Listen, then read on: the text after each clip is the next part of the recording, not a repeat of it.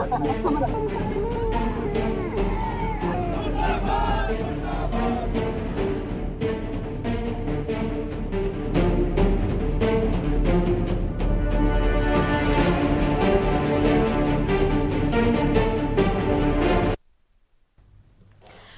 देवभूमि के दंगल में आप सभी का स्वागत है। मैं हूं आपके साथ गरिमा बाजपेयी। देवभूमि के दंगल में आज बात करेंगे कानून व्यवस्था का सवाल, विपक्ष का सड़क पर बवाल।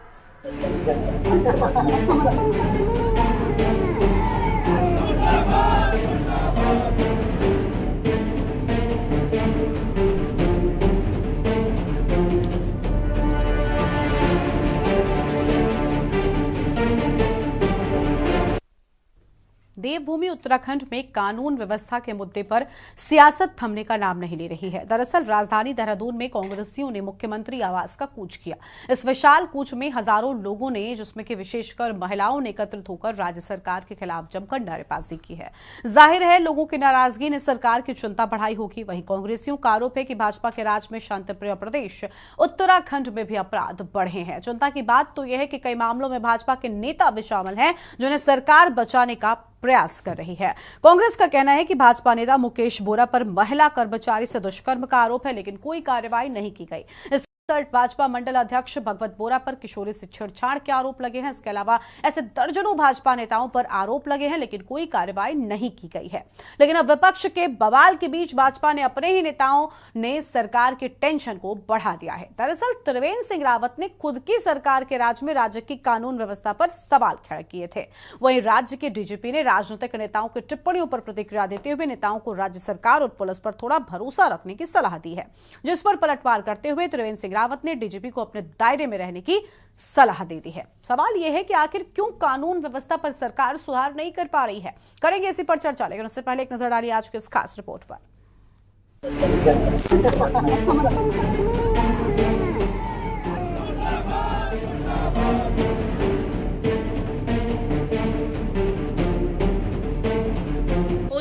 कानून व्यवस्था पर सियासी पारा गरमाया हुआ है। कांग्रेस ने राज्य की बदहाल कानून व्यवस्था के विरोध में मुख्यमंत्री आवास का कूच किया।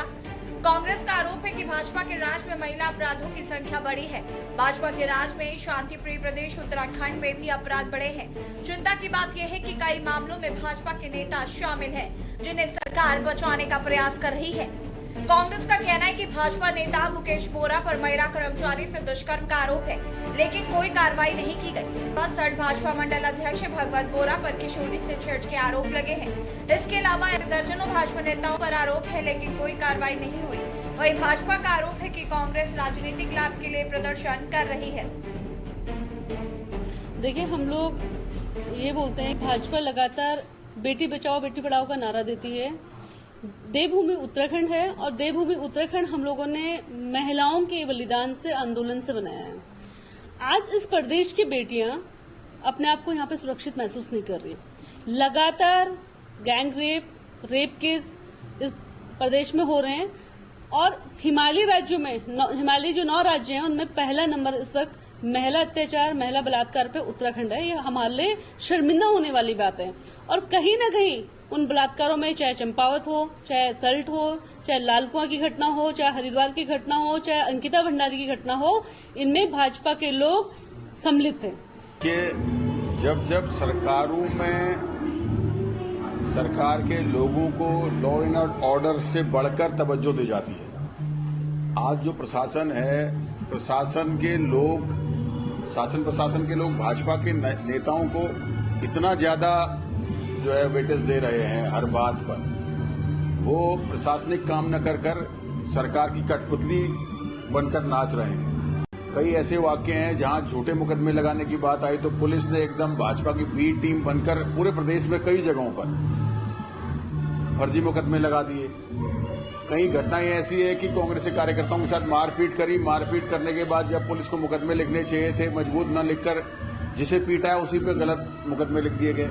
देखिए, एक राजनीतिक अवसर ढूंढने की कोशिश वो कर रहे हैं, अपनी जमीन को तलाश करने की काम वो कर रहे हैं। तो मुझे लगता है कि क्योंकि उनकी जमीन पूरी खिसक चुकी है, महिलाओं का कांग्रेस में कहीं तक भी बताएं। अगर वो महिलाओं को कहीं आगे बढ़ाने की बात करते हैं या महिलाओं को कहीं आगे रखने की बात करते हैं, महिलाओं को कहीं आगे पहुंचाने की बात करते हैं, हमेशा महिलाओं को शोषण किया और केवल भीड़ समझने की कोशिश करते हैं। और आज अगर वो प्रदर्शन कर रहे हैं कानून व्यवस्था को लेकर के, तो कहीं ना कहीं वो अपनी राजनीतिक रोटियां सेकने का काम कर रही हैं। कहीं ना कहीं वो अपने आप को यहाँ पर स्थापित करने की सोच रही है। उनको शायद ऐसा लगता है कि ये सब गलत भ्रमबाजी जाल फैला करके प्रदेश की जनता को गुमराह करके शायद राजनीतिक अवसर उनको प्राप्त हो जाए, तो ऐसा होने वाला नहीं।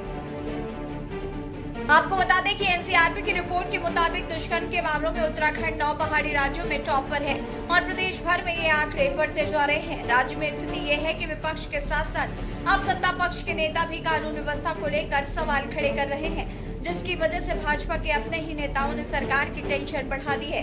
बता दें कि हरिद्वार सांसद त्रिवेंद्र सिंह रावत ने खुद ही सरकार के राज्य में कानून व्यवस्था पर सवाल खड़े किए हैं। वहीं राज्य के डीजीपी ने राजनीतिक नेताओं की टिप्पणियों पर प्रतिक्रिया देते हुए नेताओं को राज्य सरकार और पुलिस पर थोड़ा भरोसा रखने की सलाह दी थी, जिस पर पलटवार करते हुए त्रिवेंद्र सिंह रावत ने डीजीपी को अपने दायरे में रहने की सलाह दी है।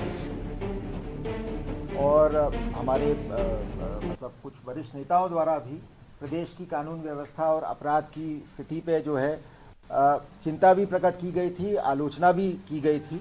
और मैं उनसे भी यही आग्रह करूंगा कि ठीक है, उनकी चिंता प्रकट करना, उनका आलोचना प्रकट करना वो भी स्वाभाविक है, हम उसका सम्मान करते हैं। लेकिन उनसे भी आग्रह यही करूंगा कि थोड़ा अपनी पुलिस में, अपनी सरकार में आस्था भी रखें और विश्वास रखें कि उनकी जो चिंताएं हैं उनको भी हम दूर करने का लगातार प्रयास करेंगे। अब क्या कहें, डीजीपी क्या बोल रहा मैंने सुना नहीं है, लेकिन डीजीपी को अपने दायरे में रहना चाहिए। मैंने उनका बयान अभी किसी पत्रकार बंधु ने मेरे पास भेजा, मैंने देखा है। तो मुझे लगा कि रिटायरमेंट के बाद जिस व्यक्ति को मैं कांग्रेस में इनरोल करना चाहूँगा राजनीतिक दल में, उसके लिए हमारी डीजीपी बहुत सुपात्र लगती है। कुल मिलाकर राज्य में अपराध का ग्राफ बढ़ना चिंता की है। हालांकि राज्य का पुलिस प्रशासन कई मामलों में कार्रवाई तो कर रहा है, लेकिन जो तत्परता समय रहते दिखनी चाहिए और जो व्यवस्था होनी चाहिए उसमें काफी कमी दिखाई दे रही है। वहीं प्रदेश में अपराध इस कदर तक बढ़ गया है कि खुद राज्य के पूर्व मुख्यमंत्री और मौजूदा सांसद त्रिवेंद्र सिंह रावत को भी कानून व्यवस्था पर सवाल करने पड़ रहे हैं। देखना होगा कि राज्य की कानून व्यवस्था में कब सुधार देखने को मिलता है। Uttarakhand desk report. और आज इसी मुद्दे पर करेंगे विस्तार से बातचीत। खास मेहमानों का पैनल हमारे साथ में जुड़ चुका है। सबसे पहले इनसे आपका परिचय करवाते हैं। हमारे साथ में सुनीता विद्यार्थी जी हैं, प्रदेश प्रवक्ता हैं भारतीय जनता पार्टी की ओर से। हमारे साथ में मंजू त्रिपाठी हैं, प्रदेश प्रवक्ता कांग्रेस पार्टी की ओर से। और मीनाक्षी घड़ियाल जी हमारे साथ में है, केंद्रीय प्रवक्ता हैं यूकेडी की ओर से। और घड़ियाल जी हमारे साथ में हैं, समाज सेवी हैं। और इसके साथ ही हमारे साथ में रतनमणि ढोभाल जी भी जुड़ चुके हैं, वरिष्ठ पत्रकार हैं। चर्चा को हम अपनी शुरू करेंगे सुनीता विद्यार्थी जी के साथ में। सुनीता जी, आवाज मिल रही है आपको? सुनीता जी? हाँ जी, हाँ जी। सुनीता जी, ये क्या चल रहा है? आप ही की पार्टी के नेता, और कोई छोटे मोटे नेता नहीं, मुख्यमंत्री रहे हैं त्रिवेंद्र सिंह रावत जी, क्या कह रहे हैं? जी देखिए, पूर्व मुख्यमंत्री जी क्या कह रहे हैं ये तो अभी मेरे संज्ञान में तो नहीं है, लेकिन जो कानून व्यवस्था को लेकर बातचीत हो रही है, भारतीय जनता पार्टी ने जिस प्रकार से कानून व्यवस्था को कंट्रोल में किया है, आज तक ऐसे एग्जाम्पल नहीं है। और जहां पर रही कांग्रेस की बात, तो कांग्रेस पार्टी में तो हमने खुला खेल फर्रुखाबादी भी देखा है, क्योंकि जिस प्रकार से महिलाओं के केसेस आते थे और कोई इनकी तरफ से कोई एफआईआर नहीं होती थी, कोई किसी महिला को न्याय नहीं मिलता था और सुरक्षा को लेके महिलाएं दर बदर भटकती थी, उसमें जितना भी अभी कंट्रोल हुआ है वो भारतीय जनता पार्टी ने किया है। आप देख रहे हैं कि महिला सुरक्षा को लेकर जगह जगह हमारे पास टोल फ्री है, हर जगह पे, चाहे वर्किंग महिलाएं हैं उनके लिए हमने रूल्स बनाए हैं कि वहां पे विमेंस सेल में अपनी बातें, अपना जो भी चीज है वो शेयर करें। और कोई अगर उनके साथ हैरेसमेंट या किसी भी प्रकार की कोई आपत्तिजनक चीजों को लेकर कोई परेशान कर रहा है तो तुरंत वहां पे कंप्लेंट अपना दर्ज करें। और अभी आपने देखा कि पुष्कर सिंह धामी जी ने अभी हमारे जो दंगा विरोधी कानून है उसको भी प्रदेश के अंदर लागू किया, और इसके चलते जितने भी जो लोग हमारी, क्योंकि शांति प्रिय उत्तराखंड उत्तराखंड है, यहाँ पे किसी भी प्रकार का कोई दंगा करने की जो मंशा रखता है उनको भी किसी भी रूप में बख्शा नहीं जाएगा। तो लगातार देखिए कानूनों को कड़ाई से पालन कराने के लिए हमारी सरकार प्रतिबद्ध है और लगातार हम लोग जो हैं प्रयास कर रहे हैं, क्योंकि महिलाओं का जो मुद्दा है बहुत संवेदनशील है। इस पे तो मेरे को ये लगता है कि महिला होकर महिलाओं को जो है इस पे राजनीति नहीं करनी चाहिए, क्योंकि बीइंग अ विमेन पॉलिटिशियन मैं भी अपनी कभी भी कोई भी किसी भी प्रकार की ऐसी कोई बात होती है तो सबसे पहले हम मुखर होते हैं कि किसी भी बच्ची के साथ, किसी भी महिला के साथ अगर कहीं पे गलत हुआ है तो तुरंत जो है उस बच्ची को न्याय मिले, उनकी FIR हो, उन पर कड़ाई से जो है कानून का पालन कराया जाए। तो ये हमारी कोशिश रहती है और बाकी हम चाहते हैं कि इन घटनाओं पे रोक लगे, क्योंकि जिस प्रकार से घटनाएं हो रही हैं उन पर हमारी सरकार कानून सब चीजें होने के बावजूद भी लोगों को जो एक तरह से अभी आप देख रहे हैं कि अब दर बदर कभी किसी अपराधी को भारतीय जनता पार्टी में छोड़ा नहीं गया है। अब कोई भी अगर भागा है तो वो उसके लिए भी देखिए लगातार जो है वो पुलिस प्रशासन काम कर रहा है। जैसे ही पकड़ में आएंगे वो सलाखों के पीछे होंगे और जो भी अपराधी हैं उनको भारतीय जनता पार्टी की सरकार में बख्शा नहीं जाएगा। कोई भी किसी भी प्रकार का क्राइम करता है तो इसमें ये बिल्कुल कोई किसी को रियायत नहीं है, क्योंकि आप हम सब जानते हैं कानून के हाथ बहुत लंबे होते हैं और कोई कितना ही अपना पावर का मिसयूज कर ले, कुछ भी कर ले, वो एक ना एक दिन उनके हलक तक पहुंच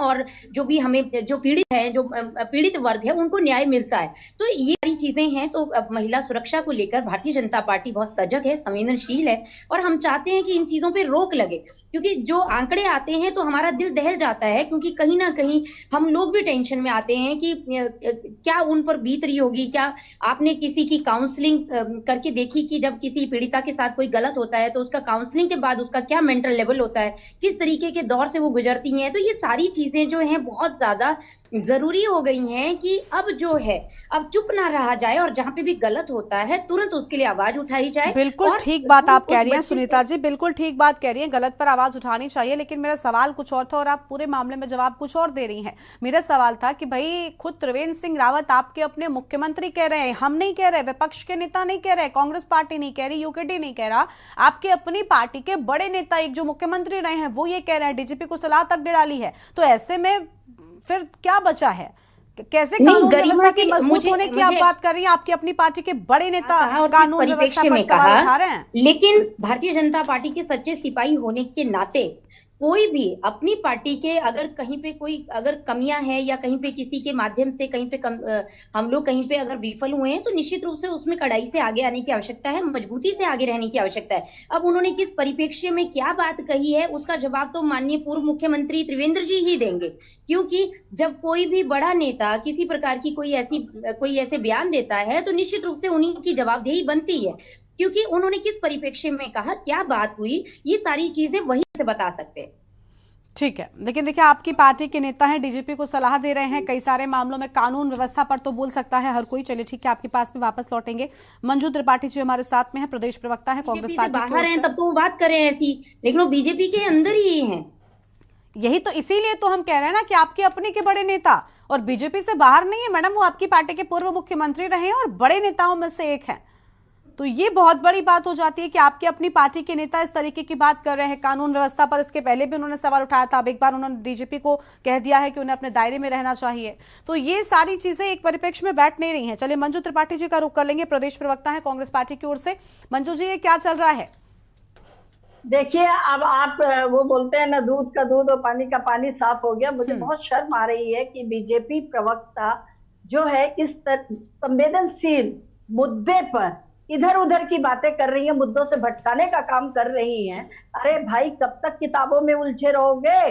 कब तक आप प्रैक्टिकल नहीं होगे? आज बच्चियों की अस्मिता लूट रही है, बच्चियां आए दिन रेप हो रहा है और ऐसी कानून व्यवस्था डकैती, दिन दहाड़े डकैती पड़ रही है। राष्ट्रपति के शहर में होते हुए भी उनके नाक के नीचे से करोड़ों की डकैती पड़ गई, हरिद्वार में डकैती पड़ गई। और आप देखिए, हमारे नेता ने नहीं, आपके ही पूर्व मुख्यमंत्री और मौजूदा सांसद श्री त्रिवेंद्र सिंह रावत जी ने प्रश्न उठाया है और उसके बाद में DGP जी कह रहे हैं कि नेताओं को अपना इस तरह सोच समझ के। तो क्या DGP सिखाएंगे कि नेता किस तरह से बयान दे? उसके बाद भी उन्होंने पलटवार करके बताया कि उनको अपनी जो है दायरे में रहना चाहिए। तो बताइए आप, अगर विपक्ष कहता है तो अब तक हल्ला, विपक्ष के पास कोई काम नहीं है, फलाना है, ढिमकाना है। लेकिन आज पूरे देश में उत्तराखंड जो देवभूमि है, जो शांति प्रिय थी, अभी हमारी बहन कह रही है शांति प्रिय, अरे शर्म करिए, शांति प्रिय था,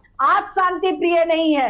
आज उत्तराखंड में देवभूमि जो है रेप भूमि बन गई है। आए दिन अंकिता हत्याकांड के, क्या आप बोलेंगे कि सबको सजा मिलती? मैं पूछना चाहती हूँ उनसे, क्या अंकिता हत्या 2 वर्ष हो गए अंकिता हत्याकांड के हत्यारे को फांसी मिली? मैं यही प्रश्न से पूछना चाहती हूँ। ये कर दिया, वो कर दिया, आपके ही नेता के बेटे ने ये कुकर्म किया और आपने होटल में आग लगा दी, उस गद्दे को उठा के आपने पानी में डाल दिया, सारे साक्ष्य मिटा दिए। इस तरह के कृत्य जब आप लोग करें, क्या द्वारहाट की बेटी को न्याय मिला? अभी जब आए दिन पहाड़ों में जो घटनाएं हो रही हैं और तो और दिन दहाड़े आप देखिए आईएसबीटी पे किस तरह से 16 वर्ष की बच्ची के साथ सामूहिक बलात्कार हुआ। उसके बाद रोज कुछ ना कुछ, कहीं ना कहीं, यहां तक कि फौजियों को नहीं छोड़ा जाए। कहते हैं हमारी डबल इंजन की सरकार है, केंद्र में इनकी सरकार है। लेकिन आपने भुवनेश्वर की घटना, बहन मैं आपको बता देना चाहती हूँ, एक army officer, serving army officer ने अपील की है कि उसके साथ क्या वो अपनी फियांसी के साथ जा रहा था और किस तरह से पुलिस ने बर्बरता पूर्वक उसके साथ अत्याचार किया, उसको जेल में डाला, उसकी फियांसी के साथ अत्याचार किया और बहुत ही घिनौनी कृत्य किया। कहां सोई हुई है केंद्र सरकार? कहां सोई हुई है रंगा बिल्ला की जोड़ी? क्यों नहीं फांसी दे दीजिए? अरे भाई, न बस स्टैंड सुरक्षित है, न रेलवे स्टेशन सुरक्षित है, न स्कूल सुरक्षित है, न कॉलेज सुरक्षित है और अब तो पुलिस चौकी भी सुरक्षित नहीं है। क्यों इस मुद्दे पर आप लोग नहीं बोलती हैं? क्यों कठिन से कठिन प्रावधान क्यों नहीं लाया जाता? मैंने कई बार कई चैनल के माध्यम से मुख्यमंत्री जी से अपील की कि आप फ्लाइंग स्क्वाड कमेटी बनाइए, मुझे भी, विपक्ष के लोगों को हमें भी मेंबर बनाइए, हम आज के कंधे से कंधा मिलाकर चलेंगे। कि इस तरह से महिला होती है, चाहे वो बीजेपी को, चाहे कांग्रेस की हो, चाहे हमारी बहन यूकेडी की हो, कहीं की भी हो, महिलाओं का सुरक्षित होना बहुत जरूरी है, जो इस समय उत्तराखंड में फेल हो चुका है। हमें आए दिन की बात तो समझ ही नहीं आता कि बच्चियों को कैसे बाहर निकाला जाए, कौन अच्छा है कौन बुरा है, सब अपनी पहचान खो चुके हैं। ठीक है, इस पे अगर लगाम नहीं लगाया जाएगा तो उत्तराखंड की महिलाएं दिन प्रतिदिन सड़कों पे रहेंगी, जेलें भर देंगी, लेकिन पीछे नहीं हटेंगी। ठीक है, आपके पास में लौटेंगे। हमारे साथ में और मेहमान भी जुड़ चुके हैं। मीनाक्षी घड़ियाल जी हैं, केंद्रीय प्रवक्ता यूकेडी की ओर से। मीनाक्षी जी, प्रदेश में महिलाओं की सुरक्षा को लेकर तो मुद्दा पहले से ही उठाया जा रहा था, लेकिन पूरी की पूरी कानून व्यवस्था पे ध्वस्त नजर आ रही है, क्योंकि अब खुद सत्ता पक्ष के नेताओं ने इस बात को स्वीकार करना लगभग शुरू कर दिया है। तो ऐसे में आप क्या देख पा रही हैं प्रदेश में कानून व्यवस्था पर? क्या वाकई लगाम लगी हुई है? देखिए, मैं गरिमा जी सबसे पहले तो अप्रिशिएट करूंगी कि सत्ता पक्ष में होने के बावजूद भी त्रिवेंद्र सिंह रावत ने महिला सुरक्षा का मुद्दा उठाया, जबकि मुझे ऐसा लगता है कि महिला सुरक्षा शायद चाहे भाजपा हो चाहे कांग्रेस हो, इनके मैनिफेस्टो में कभी रहा ही नहीं है।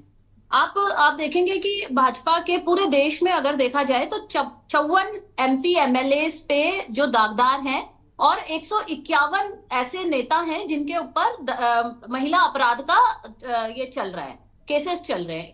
इसी क्रम में सेकंड नंबर पे कांग्रेस के नेता हैं। तो मुझे ये लगता है कि महिला सुरक्षा की जब भी बात हो तो पहले तो पार्टीज को साइड कर देना चाहिए, और मुझे लगता है किसी भी पार्टी के अंदर अगर महिला विंग होती है तो वो महिला विंग बेसिकली जो 50% आबादी है, महिलाएं हैं, उनकी सुरक्षा को लेके, उनकी समस्याओं को लेके इसीलिए ये विंग बनाया जाता है। आप उत्तराखंड के अंदर देखिए, जब भी हम बात करते हैं कि महिला सुरक्षा इनके मैनिफेस्टो में नहीं है, तो यहाँ पे कमी कहीं ना कहीं राजनीतिक संवाद की भी है, और साथ ही मुझे लगता है महिला सुरक्षा को लेके सामाजिक संवाद भी होना बहुत जरूरी है, क्योंकि ये बहुत सेकेंडरी इश्यू है किसी के लिए भी। आप देखेंगे कांग्रेस ने आज आवाज उठाई, भीड़ बनाई, लेकिन इसको राजनीतिक रूप दिया जा रहा है। मतलब बाकी लोग कह रहे हैं कि ये एक राजनीतिक रूप इसे दिया जा रहा है। आखिर क्यों ना दिया जाए? हम इसे राजनीतिक एजेंडा क्यों ना बनाए? हम इसे राजनीतिक इश्यूज में क्यों ना लेके आए महिला सुरक्षा को? क्योंकि महिला सुरक्षा उतना ही इंपॉर्टेंट मुद्दा है जितना बाकी लोगों के लिए सड़क, पानी, बिजली, ये सब है। उसी तरह महिला सुरक्षा भी मुझे लगता है देश के लिए, राज्य के लिए एक महत्वपूर्ण मुद्दा है। दूसरा, हम उत्तराखंड की अगर बात करें तो दो तरह की हमारे पास सिचुएशंस आती हैं। एक सिचुएशन हमारे पास आती है मैदानी इलाका जो है, और एक सिचुएशन आती है हमारा पहाड़ी इलाका जो है। आप देखिए मैदानी इलाके में अभी आईएसबीटी पे क्या घटना हुई, तो वहां पे उसके बावजूद भी यहाँ पर कोई सुरक्षा की कोई स्टेप्स नहीं लिए गए। आप देखिए करीब 1 महीना करीब हो गया उस केस को भी। अभी मैं कल ही आईएसबीटी का एक चक्कर लगा के आई हूँ, लेकिन वहां की स्थिति जैसी थी वैसी की वैसी ही है। आज भी वहां पे कोई पुलिस गश्त नहीं है, आज भी वहां पे महिलाओं के लिए कोई अलग सेपरेट कोई ऐसा पैनिक बटन नहीं है, कोई ऐसा कंप्लेंट बूथ नहीं है, कोई महिला गश्त नहीं है। वहीं दूसरी चीज, अगर हम पहाड़ों पे महिला सुरक्षा की बात करें तो वहां पे जो सबसे बड़ी समस्या है वहां की ज्योग्राफी है कि आप देखेंगे कि वहां का जो ज्योग्राफिकल कंडीशन है वो काफी सुनसान एरियाज हैं, जहां पे बच्चियों को उन रास्तों से गुजर के अपने कॉलेज या स्कूल जाना पड़ता है। लेकिन ये मैंने यही पे ये पॉइंट नजर आता है कि आपके लिए उन बच्चियों की सुरक्षा कितनी महत्वपूर्ण है, आपने उनके लिए कितने संवेदनशील हैं, आपने उनके लिए वहां पे कितनी सुविधाएं जोड़ी हैं। तो ये सारे पॉइंट्स जब तक सामाजिक चिंतन इस पे नहीं होगा, जब तक राजनीतिक चिंतन इस पे नहीं होगा, महिला सुरक्षा को अपने मैनिफेस्टो में, अपने एजेंडे में ये लोग जगह नहीं देंगे, तब तक मुझे लगता है कि ये अपराध जो है बढ़ते चले जाएंगे। और कानून व्यवस्था की अगर बात आई है तो कहीं ना कहीं ये चीजें सबके संज्ञान में है, और हम लोग आए दिन जो न्यूज सुन रहे हैं उससे हमें पता लग रहा है कि उत्तराखंड के जो सत्ताधारी जो हमारी पार्टीज हैं ये न्याय व्यवस्था को कायम करने में फेल हो रही हैं। ठीक है, आपके पास में लौटेंगे, इस चर्चा को हम आगे बढ़ाएंगे, लेकिन उससे पहले देवभूमि के दंगल में आपको बता दें कि एक छोटे से ब्रेक के लिए आप रुकते हैं, फौरन लौटेंगे। आप देख रहे हैं के न्यूज, खबरों का सारथी।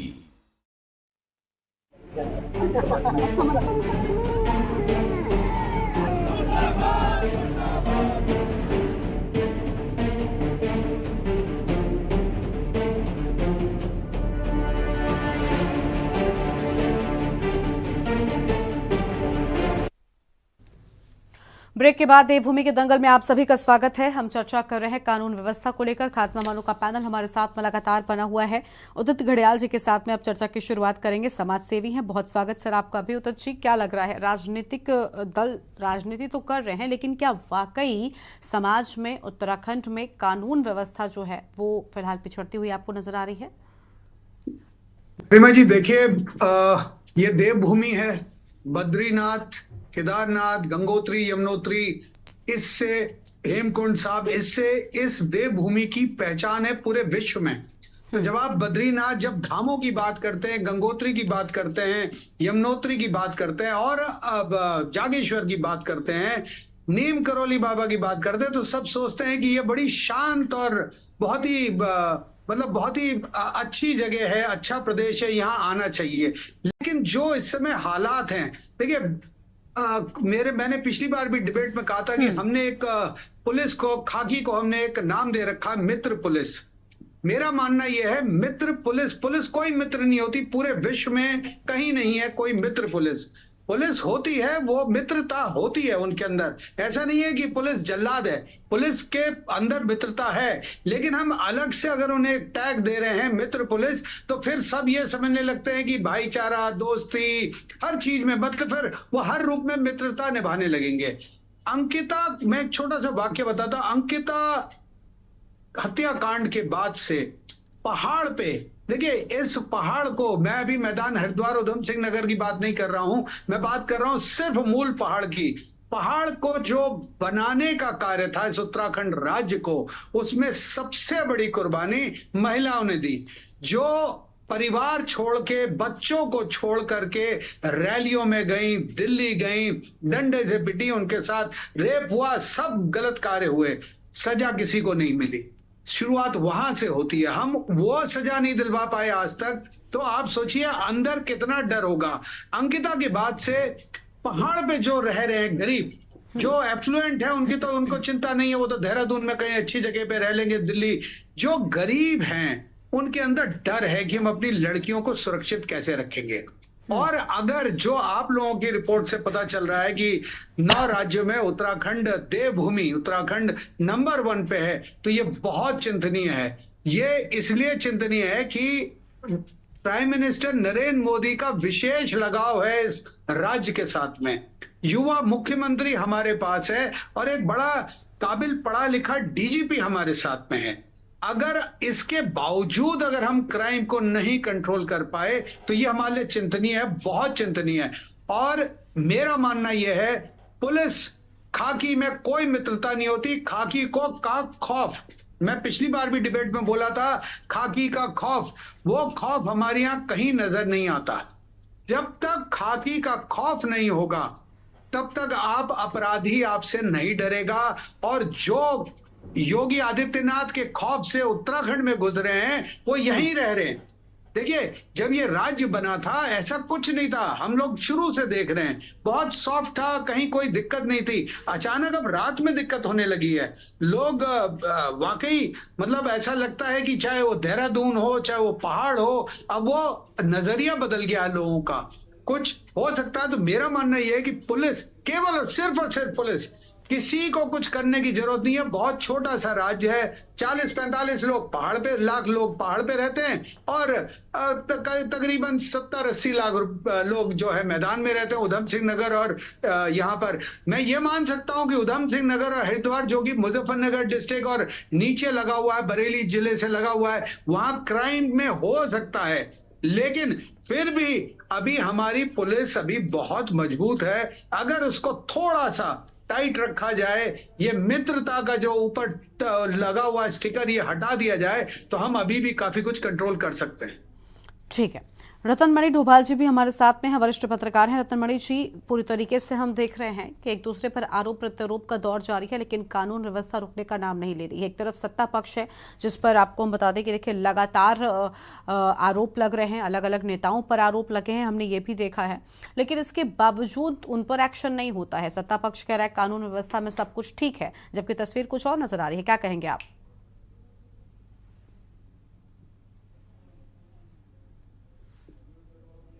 अनम्यूट कीजिए सर पहले तो रतन मणि जी, उसके बाद बोलिए।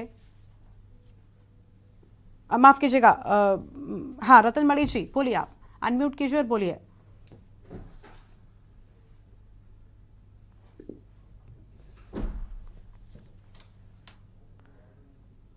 रतन मणि जी, आवाज मिल रही है आपको हमारी? हाँ, मुझे तो मिल रही है। हाँ सर बोलिए बोलिए, आपकी आवाज आ रही है। हाँ, मैं ये कह रहा था कि ये सीधे सीधे ये जो प्रकरण है महिला के खिलाफ जो हिंसा और अत्याचार, चाहे वो रेप की घटनाएं, वो कुछ ये सीधा इनका संबंध हमारी राजनीति से है।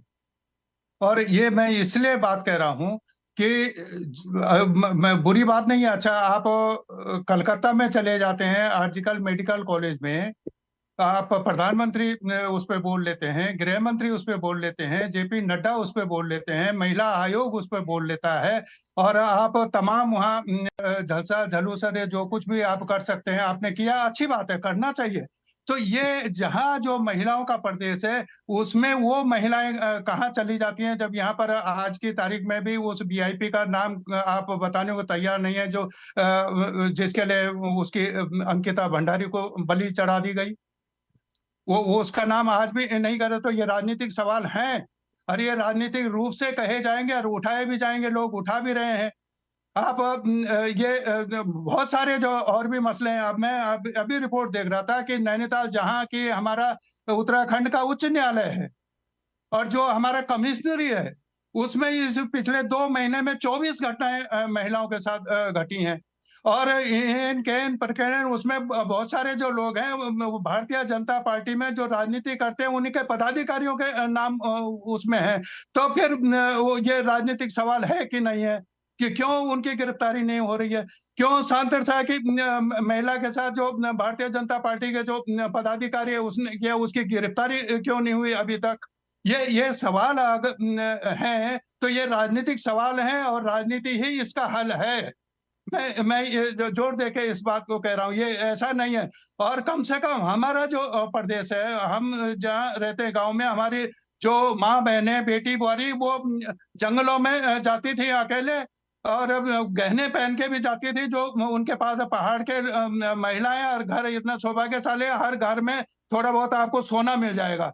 और कहीं मिले या ना मिले, चाहे उसको खाने की रोटी नहीं लेकिन सोना उसके घर में मिल जाएगा, चाहे वो नाक का हो चाहे कान का हो, और वो पहन के चली जाती है। वो डरती थी जानवरों से, और जब कहीं आपको बीड़ी पीता हुआ कहीं से धुआं आ जाए, माचिस जला दे, तो उसकी हिम्मत बन जाती है आदमी को आगे कोई आदमी बैठा हुआ है।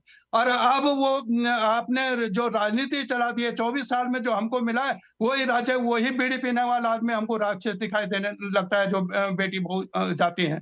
तो आप कौन से कल्चर के, संस्कृति की उसकी बात करते हैं? ये बड़ी बड़ी संस्कृति सनातन की, इसकी सारी बातें हो रही हैं, तो वो महिलाओं के लिए नहीं है। जब तक आप महिलाओं को इंसान नहीं मानेंगे, आप वस्तु मानेंगे उसको कि वो भोगने की आपकी वस्तु है, जिसकी सत्ता होगी वो उस तरह से वो करेगा। आपको दर्द नहीं होता है उसके माँ के, उसके बाप पे किस तरीके से आपने उस परिवारों को भी उत्पीड़न जब पुलिस करती है मामलों को दबाने के लिए, तब अगर ये राजनीति सवाल है, कोई राजनीतिक पार्टी सत्ता में है, चाहे आप हो या मैं हो या कोई और भी हो, मैं किसी पार्टी का विशेष की बात नहीं कर रहा हूं, अगर ये तब ये बस सवाल होते हैं, इनको नहीं उठाया जाता है गंभीरता से, ये बहुत ही निंदनीय बात है। कितनी घटनाएं हुई कि कितने, भाजपा का तो बहुत बड़ा महिला संगठन है, कौन सा उसने जलसा जुलूस कर लिया देहरादून में, ISBT के लिए क्या किया उन्होंने, वो अंकिता भंडारी के लिए क्या किया उन्होंने, और जो वहाँ जो रेप हो गया, आपका जो चेयरमैन है दुग्ध समिति का, वो रेप करके वो भाग गया, क्या किसी एक महिला की एक बयान तो बता दो यार। आपका महिला आयोग भी है देहरादून में, अरे वो महिला आयोग को भी शर्म आनी चाहिए कि क्या हो रहे बेटे। मुझे तो बड़ी तकलीफ होती है ये सब वो देखे, और फिर ये कहा जाता है कि राजनीति नहीं हो रहा। अब उन्हीं का नेता कह रहा है इस बात को गंभीरता से, तो कोई अगर जागरूक है, उसने ऐसी कोई बात कह दी है कि ये कानून व्यवस्था का, महिलाओं का सम्मान का इसका सवाल है, तो उसका स्वागत करना चाहिए। अब बहन ने कह दिया कि तो मुझे तो ज्ञान ही नहीं है, उसने बयान भी कोई दिया है। अब ये राजनीति नहीं है तो क्या है? इसलिए मैं कह रहा हूं कि किसी पार्टी का सवाल नहीं है, लेकिन ये महिलाओं का स्वाभिमान का सवाल है, ये हमारी वो संस्कृति का सवाल है कि ऐसा हमने नहीं सुना है कभी प्रदेश में इस तरह का। मैं तो भावुक हो जाता हूँ ऐसे जब चीजें सामने आती हैं। तो ये मैं उस राजनीति में नहीं जाना चाहता हूँ, लेकिन ये सवाल राजनीति है, क्योंकि आप राजनीति कर रहे हैं, अपने अपराधियों को आप बचाने का काम कर रहे हैं, और जो पीड़ित हैं उनको आप सताने का काम कर रहे हैं। इसलिए मैं कह रहा हूँ ये राजनीतिक सवाल हैं। बात सुन ली है और समझ पे लिया है कि नाराजगी कितनी ज्यादा है लोगों में। ऐसा नहीं है कि यहाँ पर पैनल में आज 3 महिलाएं भी बैठी हैं, आप खुद भी एक महिला हैं। महिलाओं के साथ जिस तरीके से अपराध बढ़े हैं, NCRB के आंकड़ों में भी अपराध का आंकड़ा बढ़ा है, तो आप ये नहीं कह सकते कि अपराध नहीं बढ़ रहा है, महिलाएं सुरक्षित हैं पूरी तरीके से, आपने कानून व्यवस्था को मजबूत कर रखा है। क्योंकि अगर ऐसा होता तो NCRB के आंकड़े कुछ और कह रहे होते, जबकि अभी फिलहाल की रिपोर्ट कुछ और है। तो फिर कैसे कानून व्यवस्था मजबूत है? क्या किया जा रहा है आखिर कानून व्यवस्था को बेहतर करने के लिए? एक तरफ दावे इतने बड़े बड़े और दूसरी ओर सच्चाई, जमीनी हकीकत कुछ और है। सुनीता जी, आवाज मिल रही है आपको? जी गरिमा जी, देखिए अभी जो हमारे वरिष्ठ पत्रकार बैठे हैं उन्होंने बिल्कुल सही बात कही है और मैं उनकी बातों से अग्री करती हूँ। लेकिन जो राजनीति वाली बात है वो आप बताइए गरिमा जी, ये दोहरा चरित्र कहाँ से लाते हैं? जब इनके अपने खुद के लोग फंसे होते हैं तब तो डोभाल जी ये बात नहीं करते। क्या इन्होंने एक बार भी बोला कांग्रेस पार्टी ने कि हमारे युवा मोर्चा के सचिव ने नाबालिग बच्ची के साथ क्लेमेंट टाउन में रेप किया? क्या इन्होंने मुझसे ये बात बोली? अभी तो ये बहुत दलीलें दे रही थी मैडम, और भाजपा से जुड़ी हुई महिलाओं को भी ये बोल रही थी कि ये कैसी महिलाएं, इनको शर्म आनी चाहिए। अरे शर्म तो पहले आप लोगों को आनी चाहिए। आपके समय में FIR तक नहीं होती थी, और डोभाल जी इस चीज के गवाह होंगे। क्या डोभाल जी आज से पहले कांग्रेस जब सत्ता में थी तब क्या ये केसेस नहीं होते थे? सुनीता जी रुकिए, पहले रुकिए। मैंने जब पहला भी आपसे सवाल किया था, आप कांग्रेस पर आ गई थी कि कांग्रेस पार्टी के वक्त में ऐसा होता था। ये तर्क कब छोड़ेंगे सत्ता पक्ष वाले कि मैडम कांग्रेस के दौर में तो ऐसा होता था? इससे ऊपर बढ़िए ना। कांग्रेस के दौर में अगर 10 रेप होते थे और आपके दौर में 8 हो रहे हैं तो आप ठीक हो गई। देखिए हम सब लोग रिप्रेजेंटेटिव हैं यहाँ पर।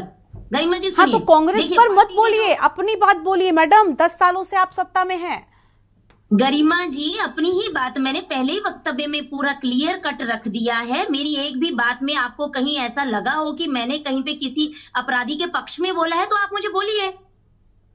हमारे लिए अपराधी अपराधी है, चाहे वो किसी भी दल का हो, किसी भी जाति का हो, किसी भी वर्ण का हो, उनके लिए कानून है। लेकिन ये कह देना कि नहीं भाजपा के लोग, अरे भाई भाजपा के लोग, मैं तो कह रही हूँ घसीट के लेके जाइए उन लोगों को। अगर कोई हमने किसी को संरक्षण नहीं दे रखा है। डोभाल जी कैसी बातें करते हैं कि हम जो बच्चे हैं हम लोग आपके, अगर हम लोगों से आप ऐसा एक्सपेक्ट करेंगे और हम पे गुस्सा निकालेंगे तो इसका ये तो सीधा सीधा ये हो गया कि आप कौन सी महिलाओं की बात कर रहे हैं? क्या हम महिला नहीं है? बात यहाँ पे ये है कि सुरक्षा संबंधित जो चीजें हैं वो और कड़ाई से होनी चाहिए, मजबूती से होनी चाहिए। किसी भी, मैं तो कहती हूँ कोई भी महिला हो, हमारे यहाँ पे बाहर के देशों से महिलाएं रहती हैं, अगर उनके साथ भी गलत होता है तो भी हमारी सरकारें सामने आती हैं। मैम कैसे आ रही हैं?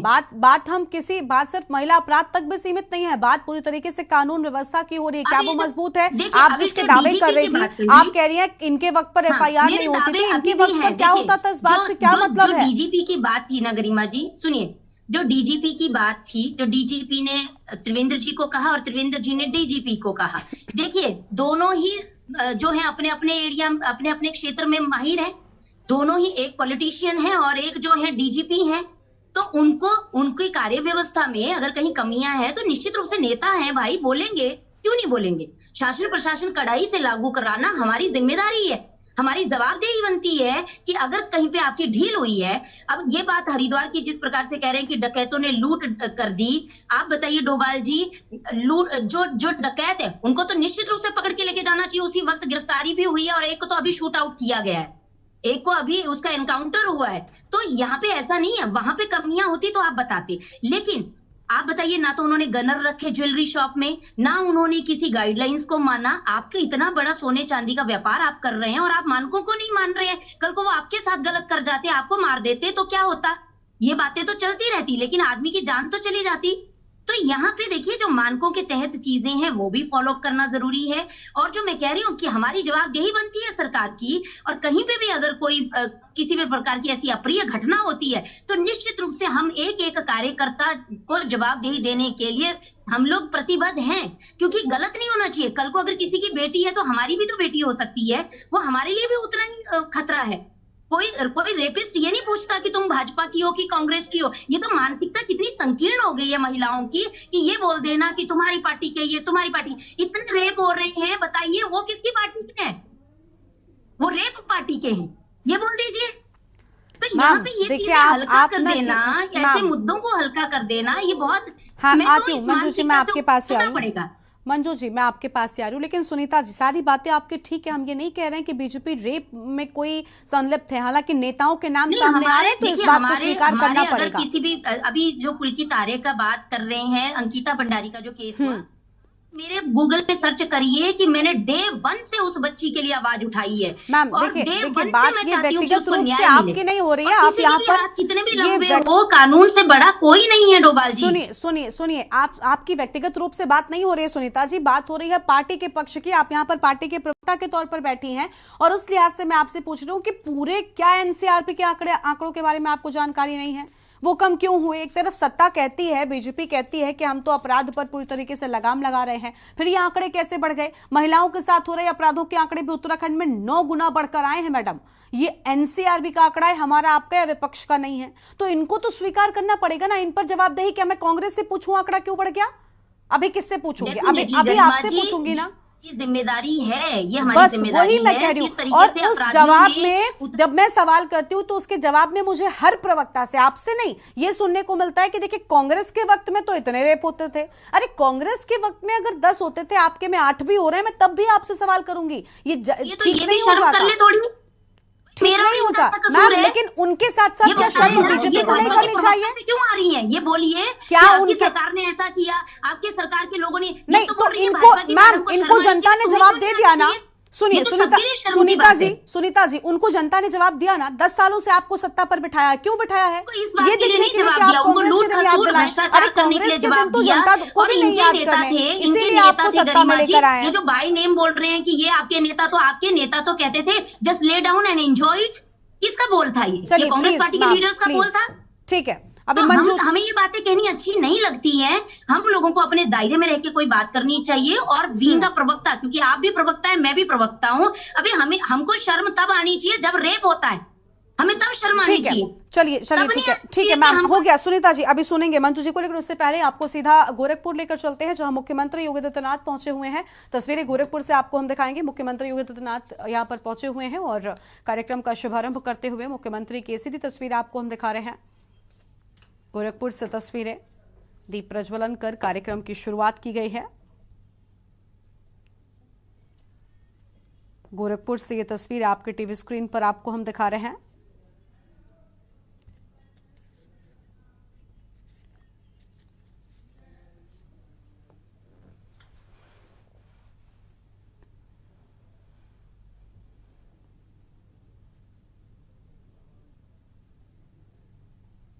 तो गोरखपुर से तस्वीरें, जहां एक खास कार्यक्रम में पहुंचे मुख्यमंत्री योगी आदित्यनाथ की तस्वीर आपको हम दिखा रहे हैं।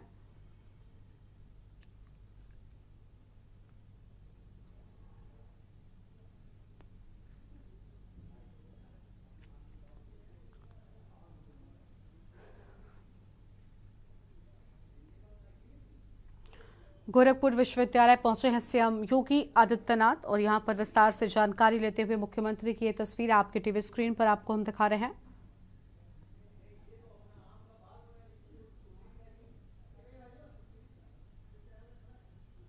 गोरखपुर पहुंचे मुख्यमंत्री।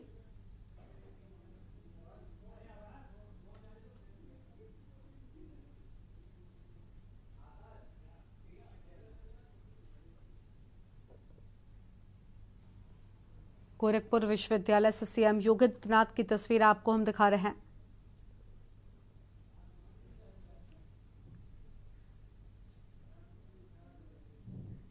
गोरखपुर विश्वविद्यालय में मुख्यमंत्री यहां पर पहुंचे हुए हैं। दीनदयाल उपाध्याय विश्वविद्यालय से सीएम योगी आदित्यनाथ की तस्वीरें।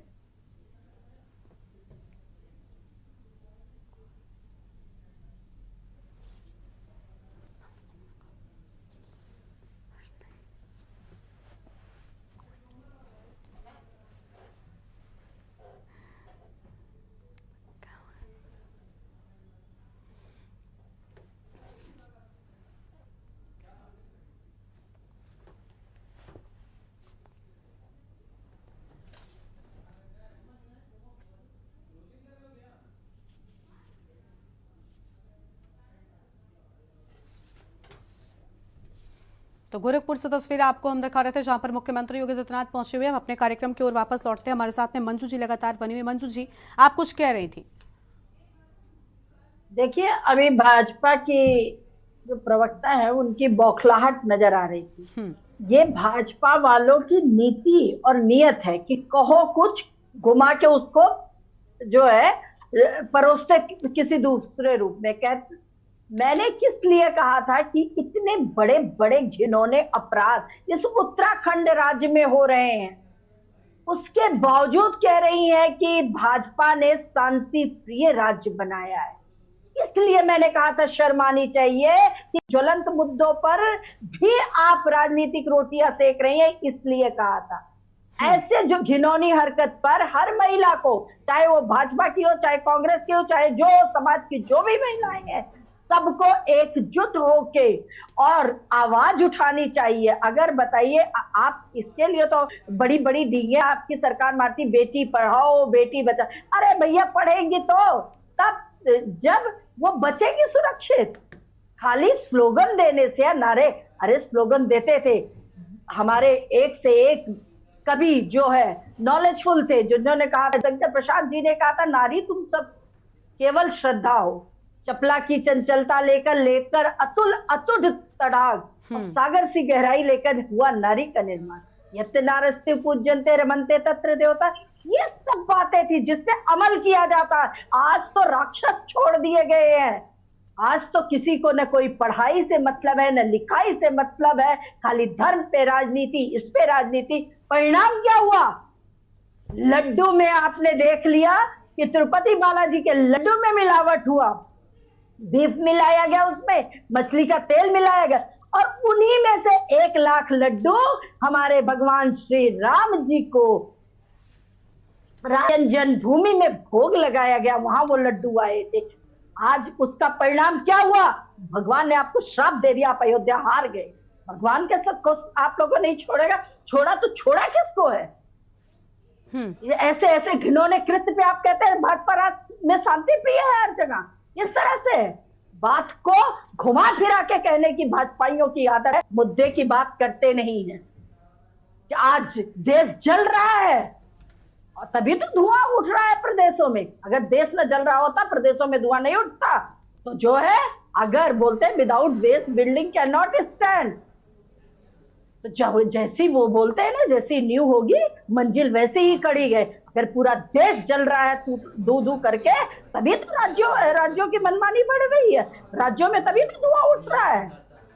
आज मुझे गरिमा जी बोलने का भी मन नहीं कर रहा है। मैं इतनी गुस्से में हूं कि ऐसी घिनौनी हरकतें हमारे राज्य में हो रही है और सरकार ने जो है मुंह में दही जमा रखा है, कान में उंगली डाल रखी है, रुई डाल रखी। इनकी महिला आयोग की अध्यक्ष आगे आके क्यों महिलाओं के लिए बयान नहीं देती हैं?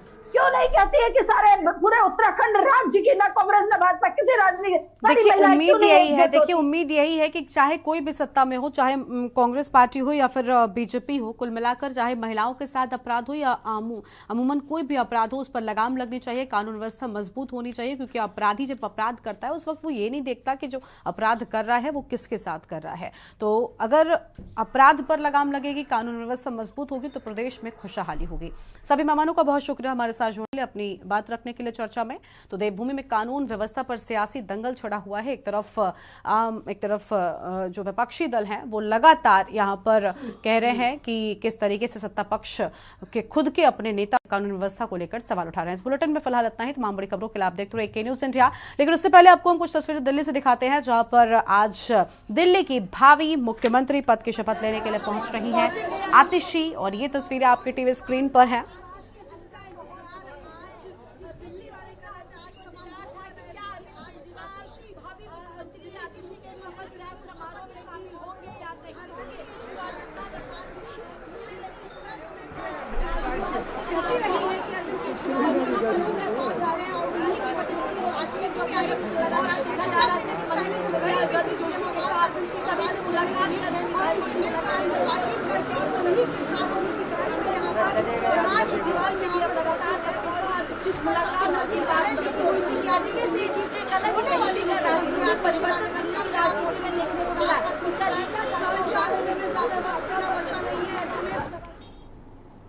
तो दिल्ली से ये तस्वीर आपकी टीवी स्क्रीन पर आपको हम दिखा रहे हैं।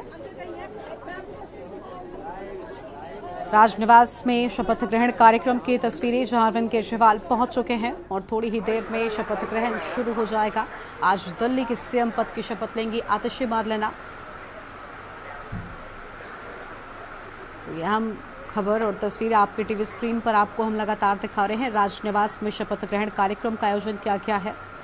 खास मेहमानों के पहुंचने का सिलसिला लगातार जारी है। सभी एमपीज भी कार्यक्रम में पहुंचेंगे।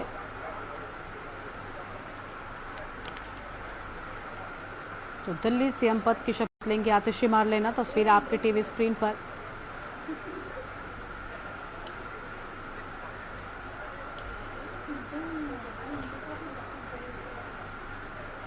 तो सीएम पद की शपथ लेंगी आतिशी।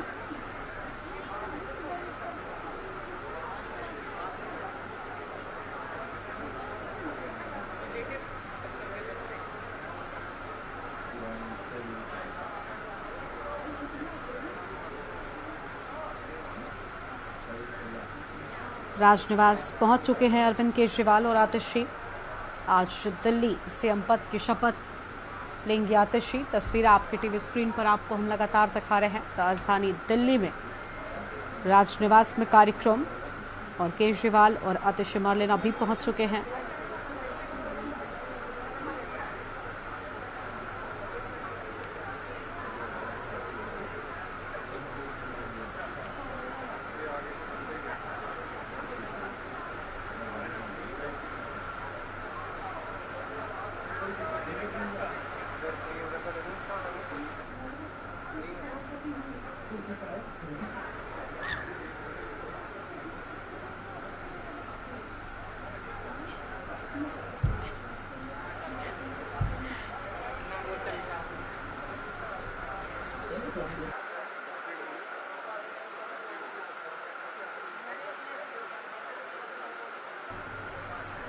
तो 5 मंत्री पद की शपथ लेंगे। तस्वीरें आपके टीवी स्क्रीन पर आपको हम दिखा रहे हैं। दिल्ली से तस्वीरें हैं जहां पर अभी थोड़ी ही देर में शपथ ग्रहण कार्यक्रम की शुरुआत हो जाएगी। अरविंद केजरीवाल पहुंच चुके हैं और दिल्ली की भावी मुख्यमंत्री आतिशी मार्लेना आज शपथ ग्रहण करेंगे। उनके साथ ही कुछ मंत्री भी शपथ ले सकते हैं। तस्वीरें आपकी टीवी स्क्रीन पर आपको हम दिखा रहे हैं जहां पर आम आदमी पार्टी के सभी बड़े नेता भी पहुंच चुके हैं। तस्वीरों में आप देख पा रहे हैं सौरभ भारद्वाज मौजूद है, गोपाल राय भी मौजूद हैं। इसके साथ ही कई बड़े कार्यकर्ता भी यहां पर पहुंचे हुए हैं। तस्वीरें आपकी टीवी स्क्रीन पर आपको हम बता रहे हैं।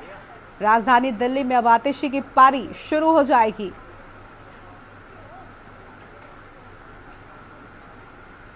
तो दिल्ली की तीसरी महिला मुख्यमंत्री होंगी आतिशी मार्लेना और अभी थोड़ी ही देर में कार्यक्रम की शुरुआत हो जाएगी। फिलहाल राजनिवास पहुंच चुके हैं अरविंद केजरीवाल और अब आतिशी की शपथ और दिल्ली में अब आतिशी की पारी की आज से शुरुआत हो जाएगी। इस बुलेटिन में इतना ही। तमाम खबरों के लिए आप देखते रहिए के न्यूज़ इंडिया। नमस्कार। आप देख रहे हैं के न्यूज़, खबरों का सारथी।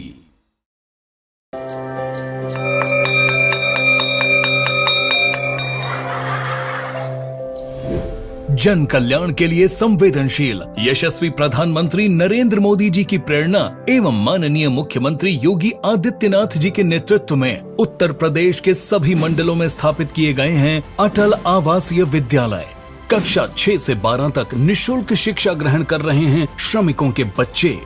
अटल आवासीय विद्यालयों का संचालन Uttar Pradesh building and other construction workers welfare board के तहत अटल आवासीय विद्यालय समिति कर रही है। विद्यालयों में एक और नई शिक्षा नीति का समावेश और रुचि एवं क्षमता के अनुसार बच्चों को किया जा रहा है शिक्षित। इन विद्यालयों में निर्माण श्रमिकों और मुख्यमंत्री बाल सेवा योजना से आच्छादित बच्चे सीखते हैं अनुशासन, आत्मनिर्भरता और जीवन कौशल का हुनर। शिक्षा का उपहार कर्मयोगी सरकार।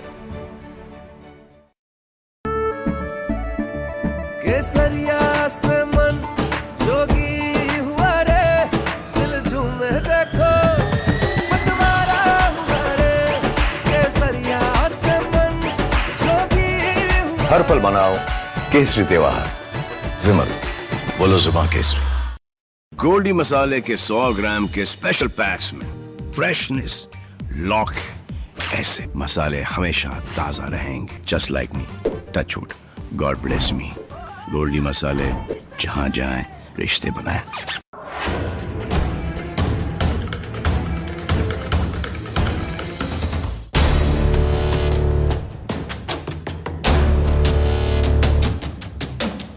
देश के हर गांव, हर शहर उठेगी खबरों की लहर। रोज होगी आपकी बात, जब मैं करूंगी देश की बात। आप देख रहे हैं के न्यूज़, खबरों का